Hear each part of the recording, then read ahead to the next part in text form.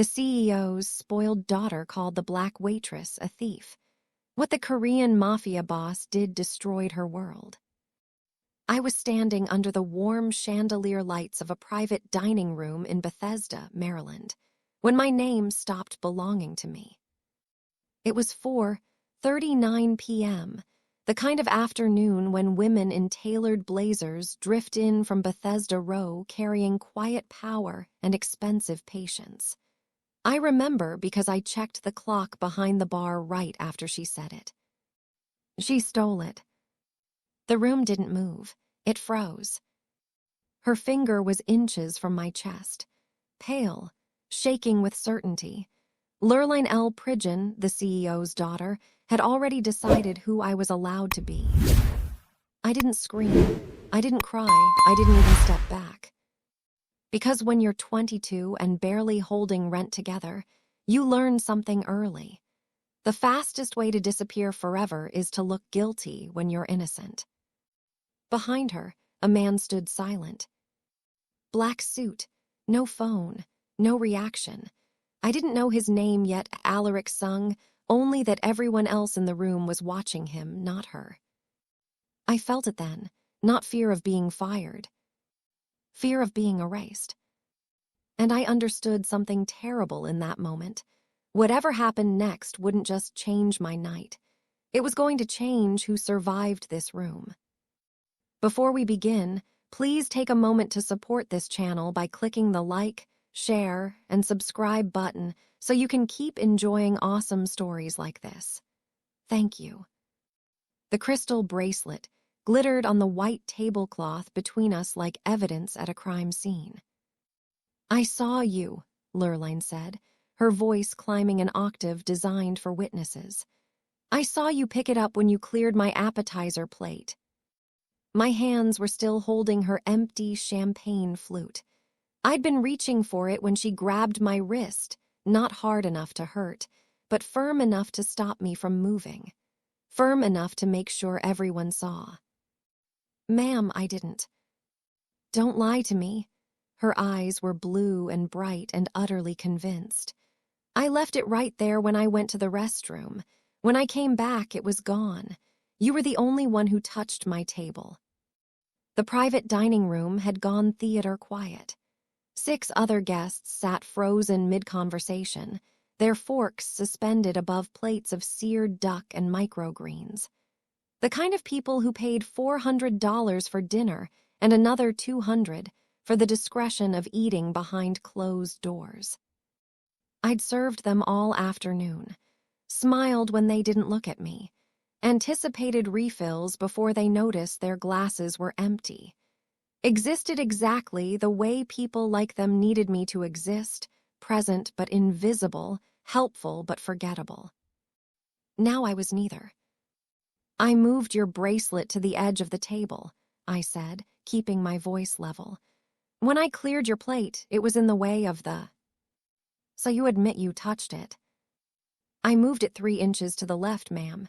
That's all. And now it's missing. My pulse hammered against my throat. I'd been working at Verdis since September, 7 months of double shifts and smile-till-your-face-ache service. 7 months of pretending I didn't notice when customers spoke slower to me, or asked if I understood English, or left prayer cards instead of tips. 7 months of telling myself that dignity could be quiet. But this wasn't about quiet anymore. I don't have your bracelet, I said. Lurline's expression shifted into something crueler. Then you won't mind if we check.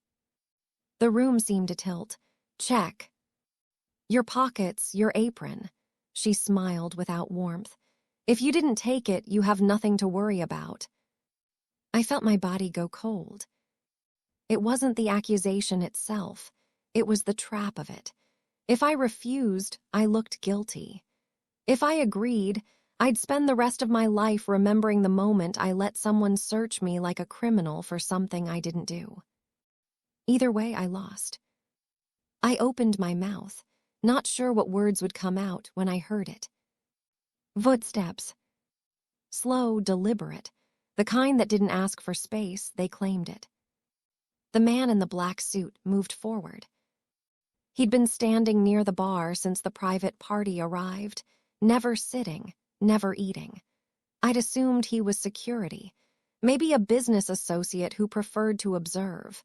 But the way everyone's attention snapped to him the moment he moved told me I'd been wrong. This wasn't a man who worked for anyone. "That won't be necessary," he said. His voice was quiet, controlled, the kind of voice that didn't need volume because it had certainty. Lurline blinked. "Excuse me." I said that won't be necessary. He stopped 3 feet from the table, his hands loose at his sides. "You're mistaken." "I'm not mistaken. I know what I saw." "You saw her move your bracelet. You didn't see her take it." His gaze moved to me for half a second, dark, unreadable, then back to Lurline. "Those are different things." Lurline's face flushed. "Who the hell are you to tell me what I saw?" "Someone who's paying attention." The air pressure in the room changed. I felt it before I understood it, the way every guest suddenly became very interested in their plates, the way the silence turned from shocked to careful. Lurline seemed to sense it too. She straightened, her hand still on my wrist, but her confidence flickered. "My father owns half of this building, if she stole from me." "Your bracelet is in your purse." Time stopped. Lurline stared at him. "What?" "Your purse, black leather, Bottega Veneta, on the chair behind you." He didn't move, didn't point. "You put the bracelet inside before you went to the restroom. You forgot." For one terrible moment, I thought she'd argue. I thought she'd double down, insist he was wrong, make this worse. But then she turned. Slowly. Her hand released my wrist. She reached for the black leather bag draped over her chair, opened it with shaking fingers, and pulled out the crystal bracelet. The room exhaled. Lurline's face drained of color, then flooded red. She looked at the bracelet, at me, at the man in the black suit. I thought. "You didn't think," he said, his tone unchanged. "You assumed." She opened her mouth, closed it, opened it again. "I made a mistake." "You did." "I'm sorry." The words sounded like they were being dragged out of her. I should have felt relief, vindication, something. But all I felt was the weight of 6 pairs of eyes that had been ready to watch me be searched, humiliated, erased. "Allegra." I flinched. The man in the black suit was looking at me now. "You're done for the evening," he said. "Clock out, go home." It wasn't a suggestion. I looked at him, really looked. Mid to late 20s, Korean features, black hair swept back, a face that gave away nothing. But his eyes held something I couldn't name. Not pity, not anger. Calculation. My voice cracked. "I have 3 more hours on my shift." "You'll be paid for them." "I don't." "Go home, Allegra." He said my name like he'd known it before tonight, like he'd been watching longer than I realized.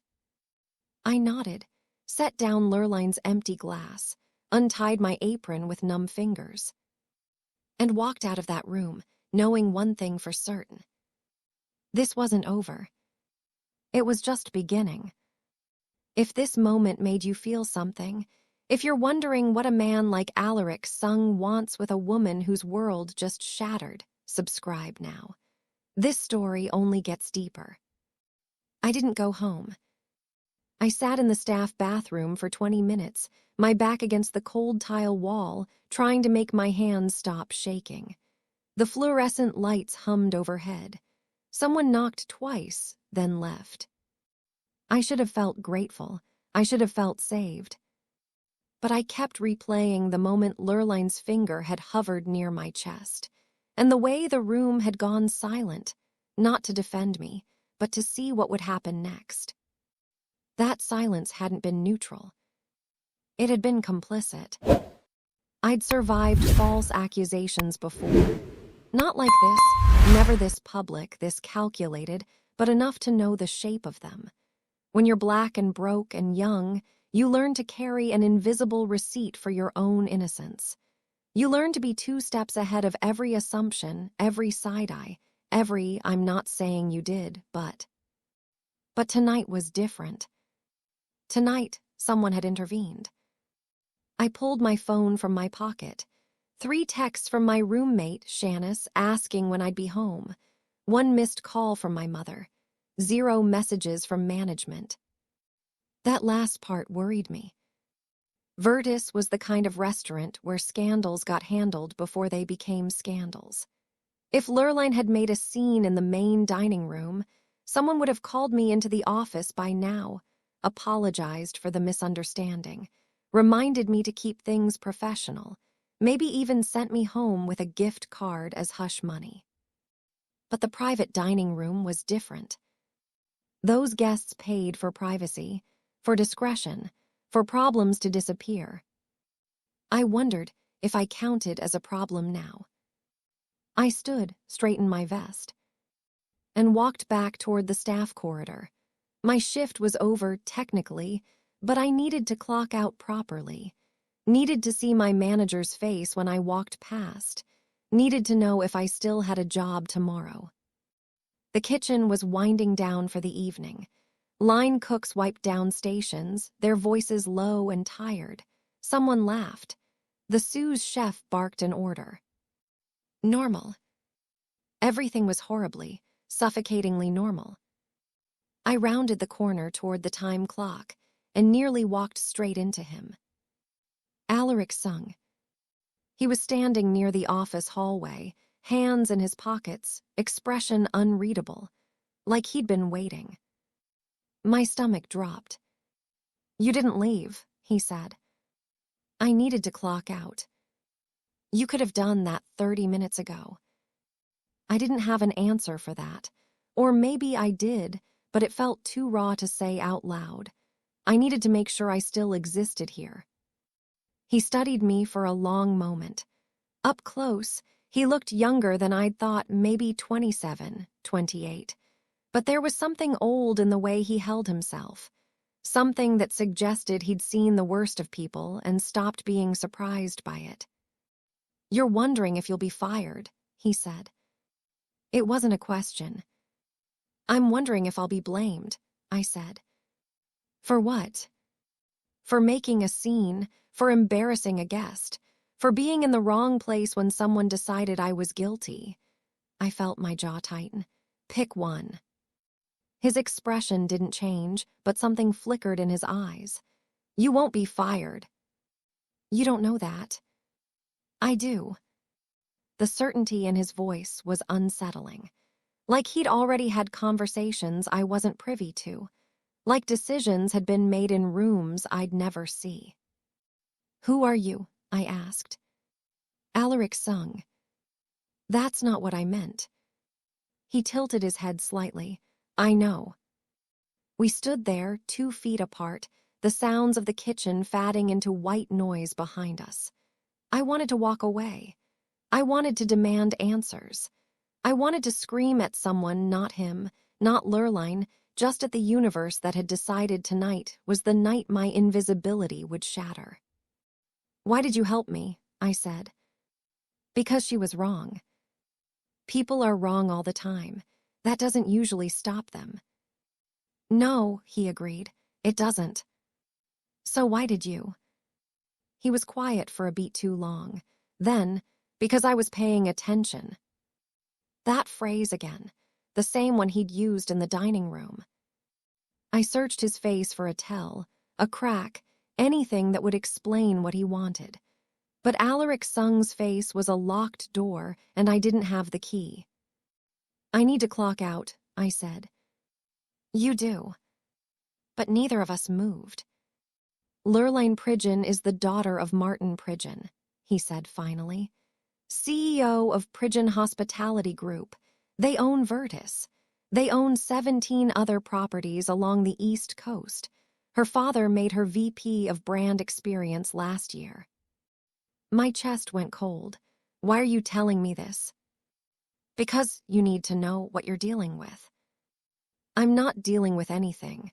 I just want to keep my job. You will. You keep saying that. Because it's true. How? He looked at me then, really looked, the way someone does when they're deciding how much truth you can handle. Because Martin Pridgeon owes me a favor, he said, and I just decided how he's going to repay it. Before I could respond, he turned and walked away. No goodbye, no explanation. Just footsteps echoing down the corridor until they disappeared entirely.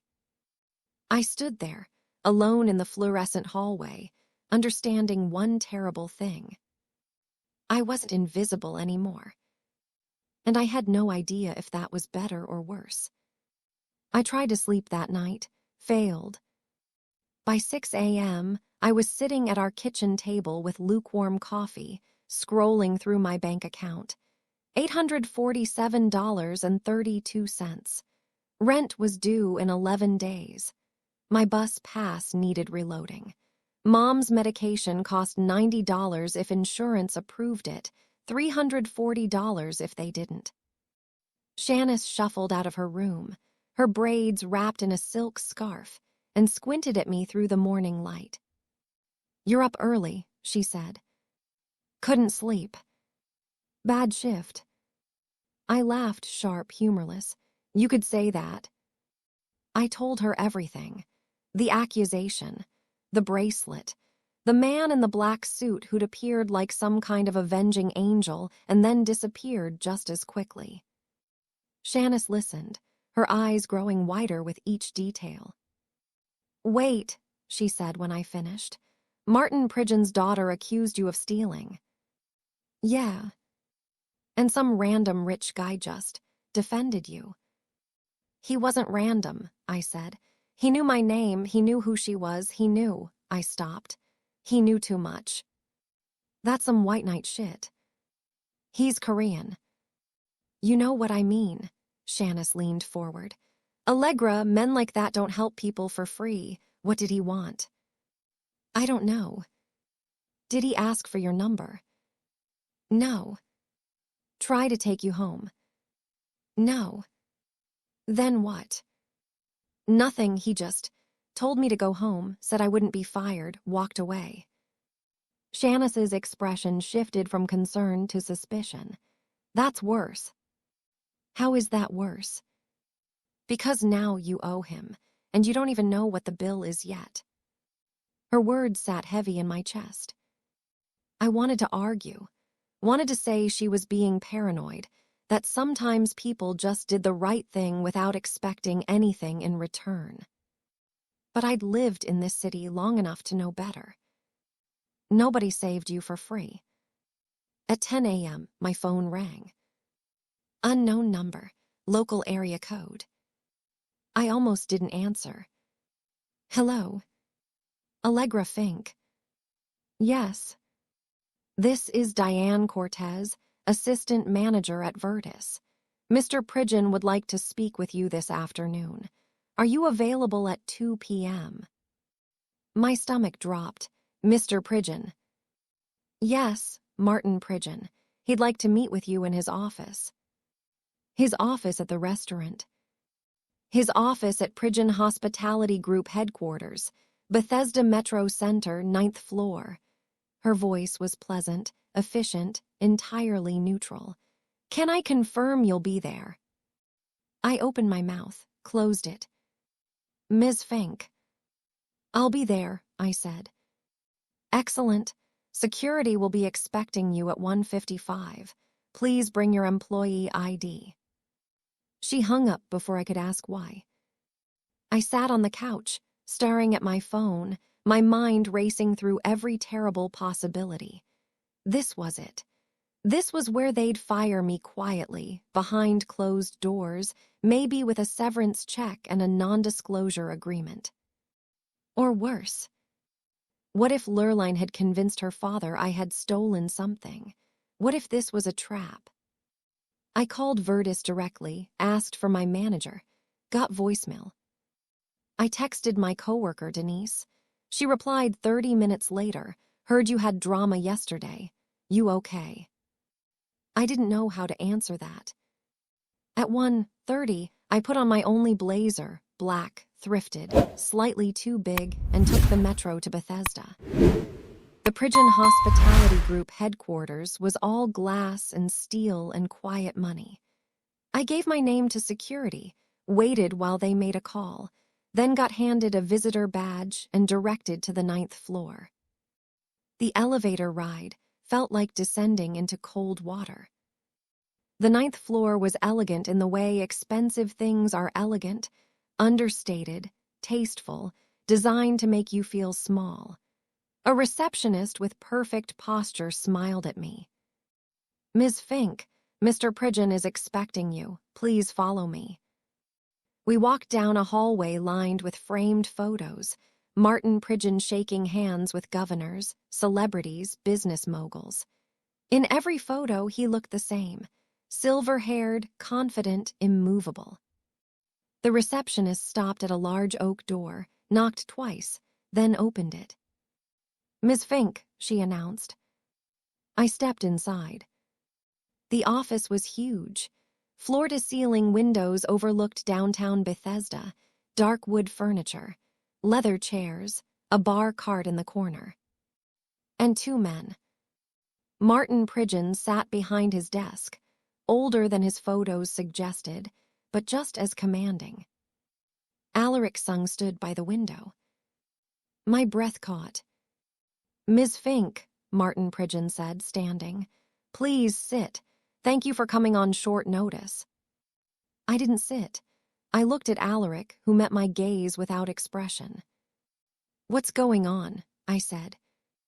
"I owe you an apology," Martin said. "My daughter behaved inexcusably yesterday evening. She told me what happened. I wanted to apologize in person." I blinked. "Your daughter told you." "She did." His tone was measured, carefully neutral. "She made a serious accusation without evidence. She embarrassed you in front of guests. That's not acceptable." "Okay," I said slowly. "Thank you. I want to make it right." Here it comes, I thought, the severance check, the NDA. "How?" I asked. Martin glanced at Alaric, something passing between them I couldn't read. "Mr. Sung has made a suggestion," Martin said. "One I'd like you to consider." I looked at Alaric. He still hadn't moved from the window. "What kind of suggestion?" I said. "A position," Martin said. "Here, at headquarters, executive assistant to our director of operations. Better hours, better pay, benefits. It's a significant step up from." "Why?" I cut him off. Martin blinked. "I'm sorry." "Why would you offer me that? I'm a waitress. I don't have experience in corporate anything." "You have experience managing difficult situations with grace," Martin said. "That's more valuable than you think. This is about your daughter. This is about making amends. By promoting me into a job I'm not qualified for. By giving you an opportunity." I looked at Alaric again. His expression hadn't changed, but something in his eyes told me this had been his idea. Not Martin's. His. "What do you get out of this?" I asked Alaric directly. Martin cleared his throat. "Ms. Fink." "I'm asking him." Alaric's mouth curved slightly, not quite a smile. "I get to sleep better knowing someone who did nothing wrong doesn't lose everything." "That's a lie." "It's not." "Then it's not the whole truth." "No," he admitted, "it's not." The honesty surprised me.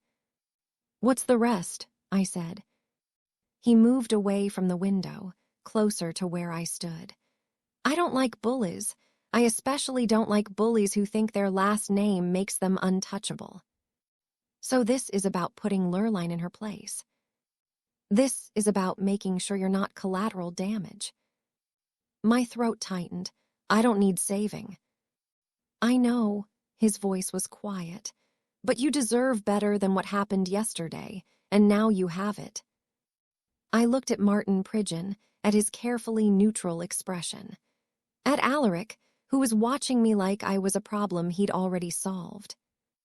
I thought about my bank account, my mother's medication, the way I'd felt last night, standing in that dining room, waiting to be searched like a criminal. I need to think about it, I said. Of course, Martin said. Take the weekend. Call Diane on Monday with your decision. I nodded. Turned toward the door. Allegra. I stopped. Alaric had said my name again. I looked back. You're not in anyone's debt, he said. No strings, no expectations. If you take the job, it's yours. If you don't, nothing changes at Virtus. Why should I believe you? Because I'm not asking for anything. Everyone asks for something eventually. Not me. We stared at each other for a long moment. Then I walked out. If you've ever wondered what real power looks like, when no one is performing, please subscribe and stay with us. I didn't tell my mother about the job offer. Not yet. Instead, I took the bus to her apartment in Silver Spring, the same route I'd been taking since I was 16. 38 minutes door to door. 42 if traffic was bad. She was waiting when I arrived, sitting in her favorite chair by the window with the light slanting across her lap. At 53, she looked older than she should, exhaustion written in the lines around her eyes, the way her hands trembled slightly when she reached for her tea. Multiple sclerosis doesn't kill you quickly. It just takes pieces of you, one at a time, until you forget what it felt like to move through the world without pain. You look tired, she said. Long week. They working you too hard at that restaurant. No more than usual. She gave me a look, the kind only mothers can give, the one that says, I know you're lying, but I'll let you keep your secrets for now. I sat on the couch across from her, pulling my knees up. The apartment was small but clean, the kind of place that felt safe even when the rest of the world didn't. Photos on the walls, crocheted blankets, the smell of her lavender candles. How are you feeling? I asked. Same as yesterday, same as tomorrow, she smiled softly. Don't fuss, Allegra, I'm fine. She wasn't fine. I'd seen the medical bills stacked on her kitchen counter, the prescription bottles lined up like soldiers, the way she gripped the armrest when she stood, pretending it was casual. Mom, if you needed help. I don't. If you did. Allegra, her voice was gentle but firm. I raised you to take care of yourself first. I'm still your mother. I'm still the one who worries about you, not the other way around. That's not how it works. That's exactly how it works. I wanted to argue, wanted to tell her about last night, about Lurline Pridgeon and the accusation and the terror of standing in that room waiting to be searched. About Alaric Sung and the job offer that felt like a trap disguised as a gift. But I didn't. Because my mother had spent her whole life carrying other people's weight, mine, my sister's, her own mother's before she passed. And she'd done it without complaining, without breaking, even when her body started betraying her. I wasn't going to add to that burden. I might have a new job opportunity, I said instead. Her face brightened. Yeah, where? Corporate position, better pay, office work. That's wonderful, baby. I haven't decided yet. Why not? Because it came from a man I don't trust. Because it feels like charity. Because I don't know if I'm qualified. Because I'm terrified of failing. I just want to make sure it's the right move, I said. She looked at me for a long moment, her expression softening. Allegra, you know what your biggest problem is? What? You think you have to earn everything twice, once to deserve it and once to prove you weren't lucky. She leaned forward slightly. But luck is just life giving you a door. You still have to walk through it. What if it's the wrong door? Then you'll figure it out. That's what you do. You've been figuring things out since you were 17. Her voice caught slightly. You're one of the strongest people I know. Don't let fear convince you otherwise. I felt my throat tighten. I love you, I said. I love you too, baby. I took the bus home in silence, watching the city blur past. My phone buzzed. A text from an unknown number. You have until Monday, no pressure. As. Alaric sung.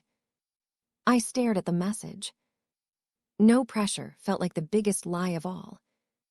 Because the pressure wasn't coming from him. It was coming from me. From every bill I couldn't quite pay on time. Every late rent notice. Every moment I'd stood in line at the grocery store, mentally calculating whether I could afford eggs this week. From every time someone had looked at me and decided who I was before I'd even opened my mouth. I thought about my mother's words. Luck is just life giving you a door. But what if that door led somewhere worse than where I was standing? What if it led to expectations I couldn't meet, scrutiny I couldn't survive, a world where people like Lurline Pridgeon could destroy me not with accusations, but with dismissals? What if I wasn't strong enough? I closed my eyes, breathed, opened them again, and typed a response.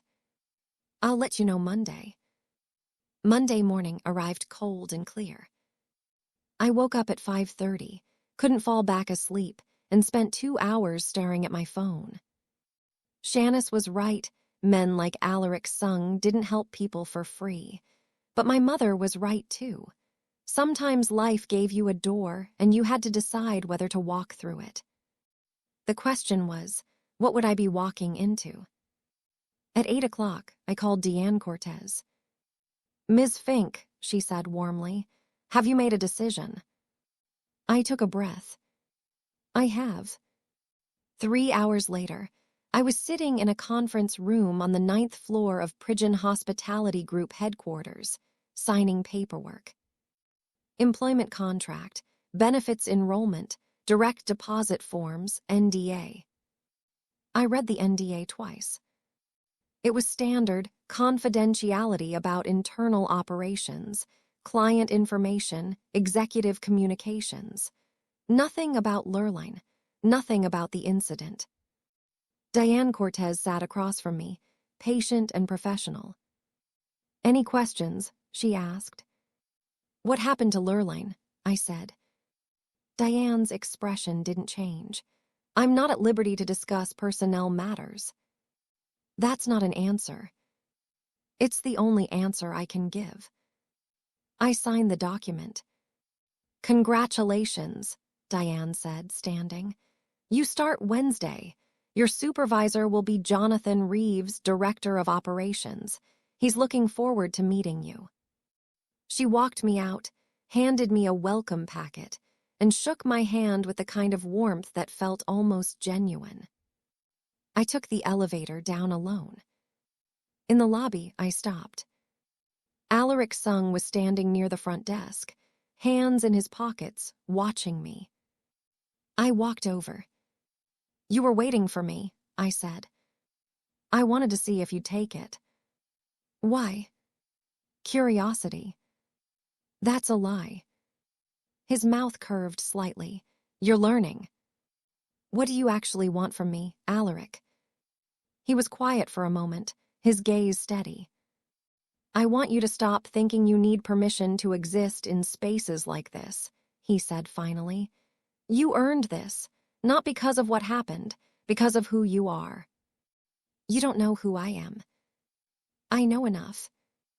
You know what you saw in one room on one night.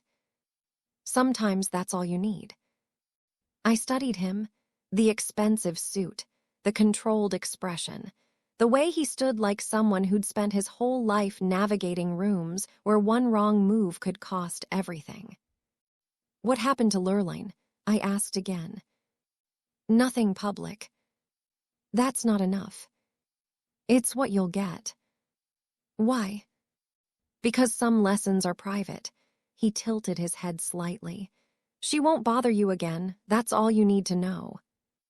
And if I want to know more, then you'll have to trust me. I don't. I know. He stepped closer, his voice dropping. But you're going to anyway, because deep down you understand something most people don't. What's that? Power isn't always loud. Sometimes it's just knowing when to be silent and when to speak. He paused. You did both on Saturday night. That's rare. Before I could respond, he turned and walked away. Again. Always leaving before I got real answers. I stood in the lobby, alone, holding my welcome packet, and wondered what I'd just agreed to. I didn't see Lurline for 2 weeks. Didn't think about her, honestly. My new job consumed everything: learning systems, meeting department heads, navigating office politics that made restaurant drama look simple. Jonathan Reeves was demanding but fair. The other assistants were friendly but cautious. I was the new girl, the one who'd appeared out of nowhere, the one people whispered about in break rooms when they thought I wasn't listening. Did you hear? She used to be a server. Pridgeon's daughter got her promoted. Something happened. Nobody's talking about it. I kept my head down, did my work, learned quickly. But I noticed things. Like how Martin Pridgeon's assistant would sometimes glance at me with an expression I couldn't quite read, not hostile, not friendly. Curious, maybe, or cautious. Like how certain people seemed to defer to me in ways I hadn't earned yet. Like how Alaric Sung's name never came up, but his presence lingered like smoke. Then, 3 weeks after I started, I saw the news. It wasn't major news, not CNN or Washington Post, just a small item in Washington Business Journal, buried on page 6. PRIDGEN Hospitality, VP, SDEPS down. Lurline L. Pridgeon, VP of Brand Experience at Pridgeon Hospitality Group, has resigned her position effective immediately. Company spokesperson cited personal reasons for the departure. Pridgeon, daughter of CEO Martin Pridgeon, had held the role for 18 months. I read it 3 times. Personal reasons. The phrase was so vague it screamed scandal. I texted Alaric, "Did you do this?" His response came 5 minutes later. "I didn't do anything. She did it to herself." That's not an answer. It's the truth. I wanted to push harder, but I knew it wouldn't matter. Alaric answered questions on his own terms, in his own time. But I couldn't stop thinking about it. Lurline had been VP of Brand Experience. She'd had money, status, her father's protection. And now she had none of it. What had Alaric done? Or, worse, what had he arranged for others to do? 2 days later, I was leaving work when I saw her. Lurline Pridgeon, standing on the corner of Wisconsin Avenue and Bethesda Lane, waiting for an Uber. She looked smaller than I remembered, thinner. Her designer coat hung differently, like she'd lost weight too quickly. Our eyes met. For a moment, I thought she'd look away, pretend she didn't see me. But she didn't. She walked over. "Allegra." I didn't respond. She swallowed hard. I wanted to say I'm sorry for what I did, for what I said. The apology sounded rehearsed, hollow. "Okay," I said. "I was wrong, I know that now. Because you lost your job." Her jaw tightened. "Because I was a terrible person." "You still are, you're just powerless now." She flinched. "Good." I turned to walk away. "He destroyed me," she said quietly. "Alaric Sung, he destroyed everything." I stopped. What did he do? Nothing I can prove. Nothing anyone can prove. But opportunities dried up. Friends stopped calling. Investors my father introduced me to suddenly weren't interested. Her voice cracked. My life fell apart and nobody knows why. I should have felt sorry for her. I didn't. You tried to destroy me first, I said. In front of a room full of witnesses. You tried to take away my dignity, my job, maybe my freedom. And you did it because you could. I know. No, you don't. You know you got caught, that's different. She looked at me, tears welling in her eyes, and I realized she was waiting for something. Forgiveness, maybe, or understanding. She wasn't going to get either. I hope you figure out who you are without your last name, I said. Good luck. I walked away. And I didn't look back. The rumors started slowly. First, whispers in the office. Did you hear about Lurline Prison? Then, mentions on local industry blogs. Sources say internal conflict led to departure. Then, finally, an article in DC Gossip, a small online publication nobody took seriously except when they broke something real.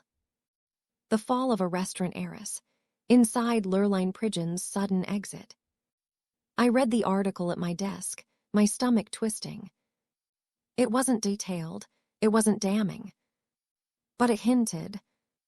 Anonymous sources, unnamed incidents, pattern of behavior that concerned leadership, a mention of a high-profile private event where something had gone wrong. My name wasn't in the article, but I knew people would connect the dots. Jonathan called me into his office that afternoon. Close the door, he said. I did. You've seen the article, he said. Yes. Do you have anything you want to tell me? No. He studied me for a long moment. Martin Pridgeon asked me to extend you every courtesy when you started here. He didn't tell me why. I didn't ask. Okay. I need to know if this is going to become a problem. It's not. You're sure? I'm sure. He nodded slowly. Good, because you're doing good work, Allegra. I don't want to lose you over something that has nothing to do with your job performance. You won't. I left his office, my hands shaking. By the end of the day, 3 coworkers had asked me about the article. I deflected each time. That night, Alaric texted, "Don't talk to reporters." I replied, "Why would reporters want to talk to me?" Because someone will eventually connect you to what happened. And say what? That you're the reason Lurline fell. My blood ran cold. I'm not. I know, but that won't stop them from writing it. I stared at the message. What do I do? Nothing. Let it pass, don't engage. And if it doesn't pass? 3 dots appeared, disappeared, appeared again. Then I'll handle it. If you've ever watched power turn on its own, subscribe. You'll want to see what happens next. The article went viral on Thursday. Not the DC gossip piece. That one had been ignored by major outlets. But someone at Bethesda magazine had decided to follow up, and their version was different, detailed, damning. Power, privilege, and a scandal at Bethesda's most elite restaurant. They'd interviewed former employees, tracked down guests who'd been at private events, found people willing to talk about Lurline's behavior, the tantrums, the cruelty, the entitlement. And buried in paragraph 12 was a mention of an incident involving a service worker that allegedly prompted internal investigations. I was the service worker. They didn't name me, but they didn't need to. By Friday morning, my phone wouldn't stop buzzing. Text messages from coworkers, former Virtus staff, people I hadn't spoken to in years, suddenly concerned or curious or ready to gossip. Shanice called me at lunch. Are you okay? I don't know. This is insane. People are saying you got her fired. I didn't. I know that, but they're saying it anyway. I hung up and went to the bathroom, locked myself in a stall, and tried to breathe. This was exactly what I'd been afraid of. Not being saved, not being promoted. Being visible. Being the story. When I came back to my desk, Jonathan was waiting. "Martin wants to see you," he said quietly. "Now."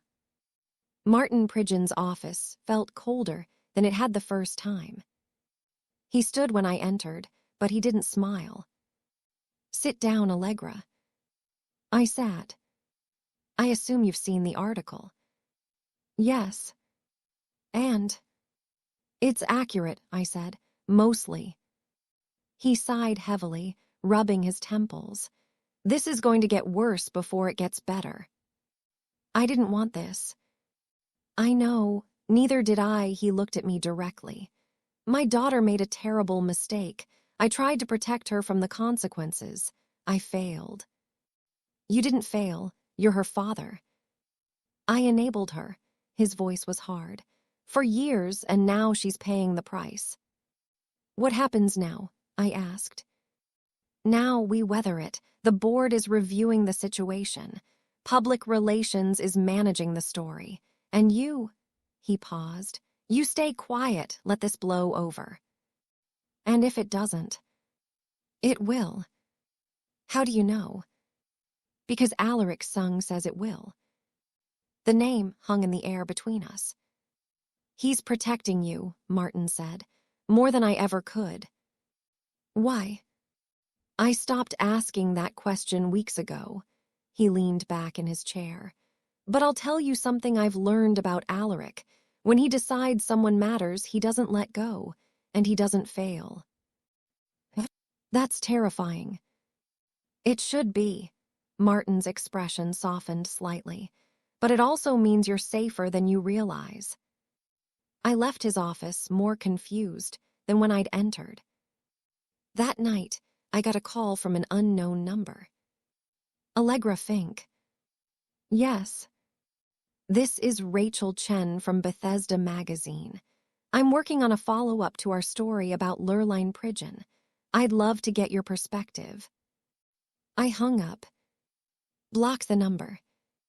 30 seconds later, another call. Different number. "Ms. Fink, this is David Torres from Washington Business Journal. We're..." I hung up again. They kept calling. 6 different reporters. 7, 8. I turned my phone off. Sat in the dark. And wondered how something that started with one false accusation had grown into this.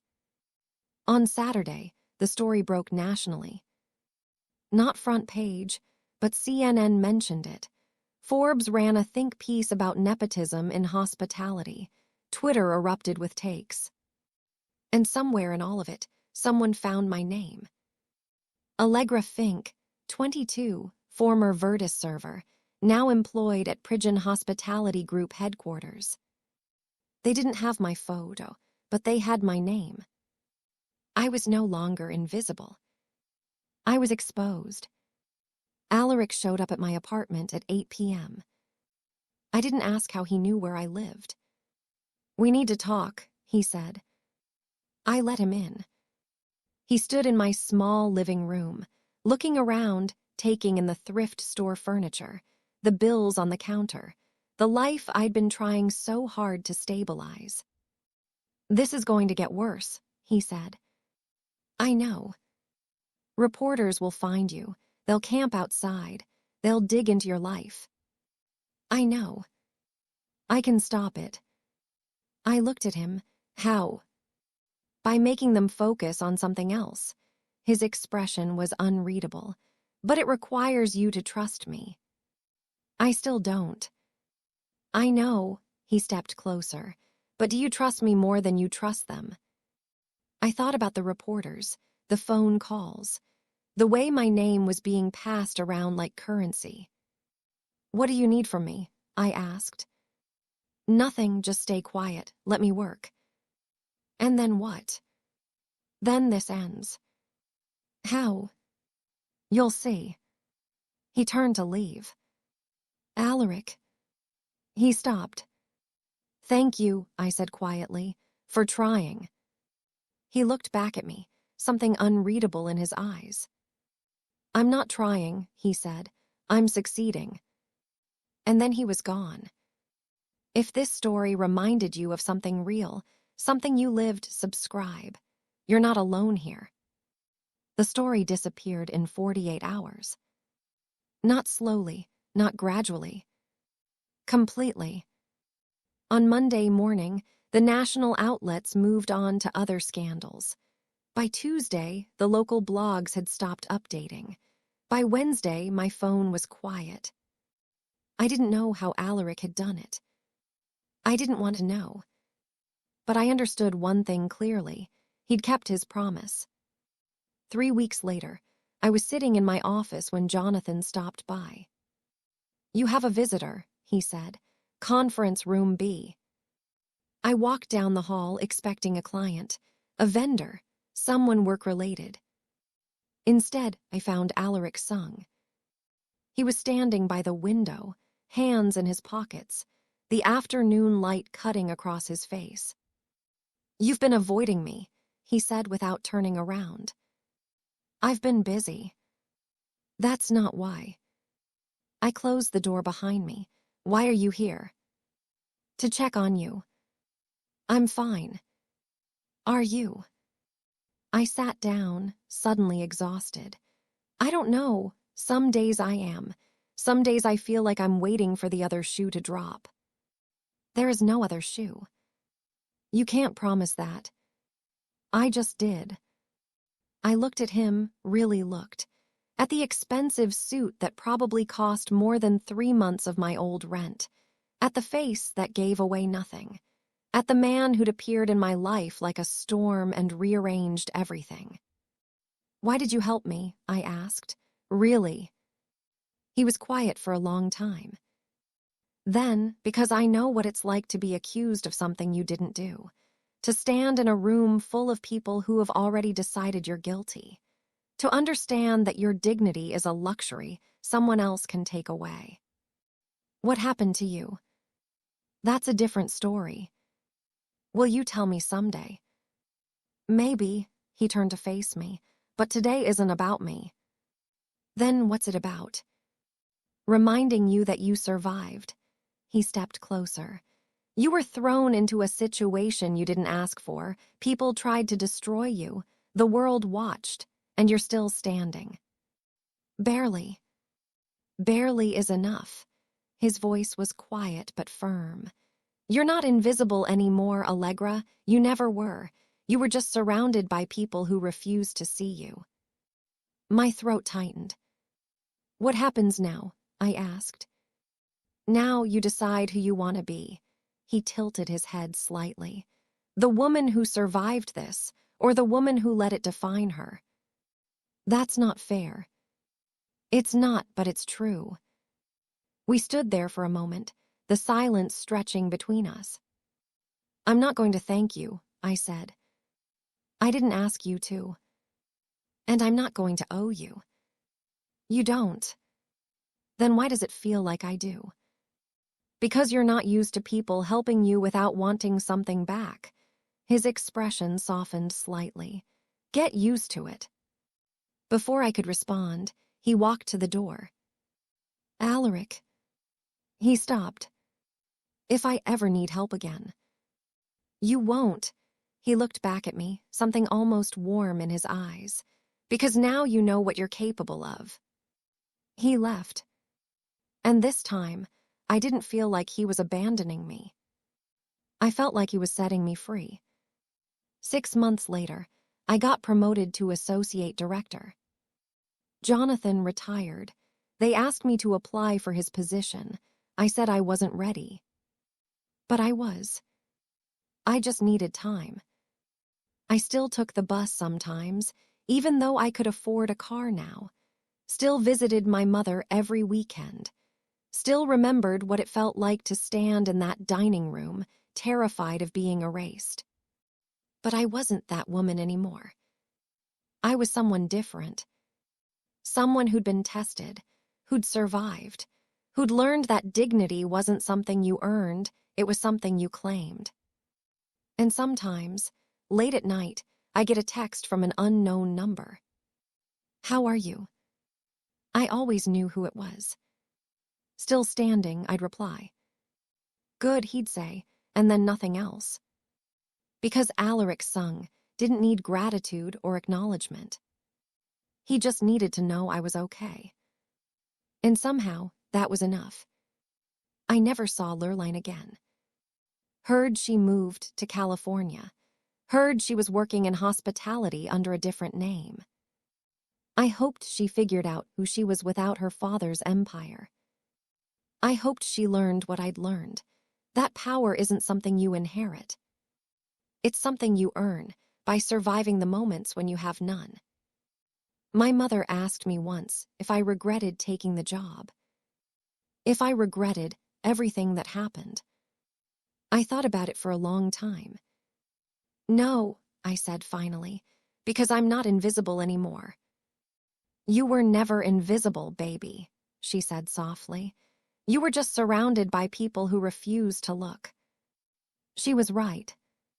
And now, when I walked into rooms, boardrooms, conference halls, places where decisions were made and power shifted, people looked. Not because I demanded it, but because I'd earned the right to be seen. And that, I realized, was worth every terrible moment that brought me here.